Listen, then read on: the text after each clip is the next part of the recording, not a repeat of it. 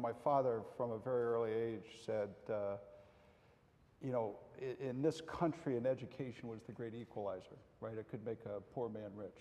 And so he was very much, his vision is what led me to this place.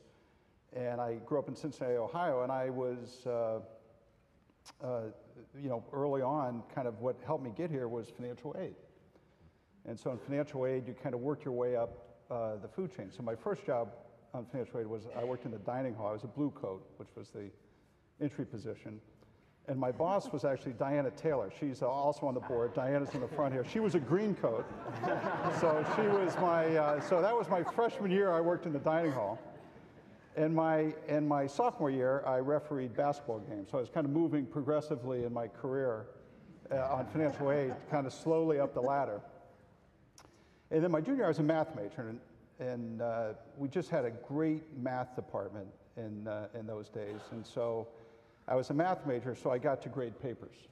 And so my assignment, winter term, was a class I had taken the year before, which I really liked, was mathematical models in the social sciences. And the teacher that semester was going to be John Kim, who was the president, only the president of the college, right? One of the most famous mathematicians.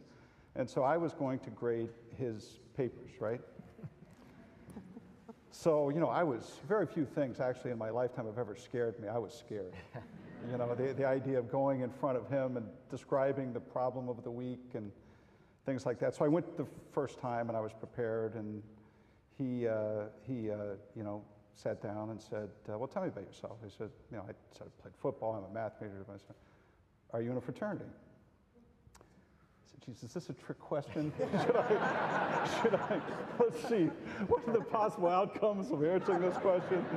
I said, yeah, I'm in Phi Delta. He said, I've met some of your brothers from Phi Delta, mainly at 3 a.m. in the morning, but other than that, And so it began a weekly rhythm of grading papers, and I think after a couple sessions he found that I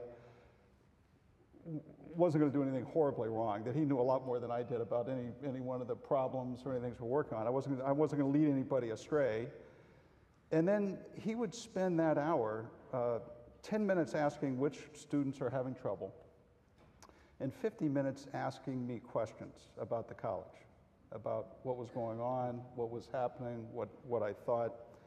And I learned something that has stuck with me through the rest of my career, is that the smartest people in the world ask more questions than they answer. And I saw that in John Kim, I saw it in Jack Welch, I've seen it in every great leader I've ever been around. Great leaders know how to ask great questions and are always learning.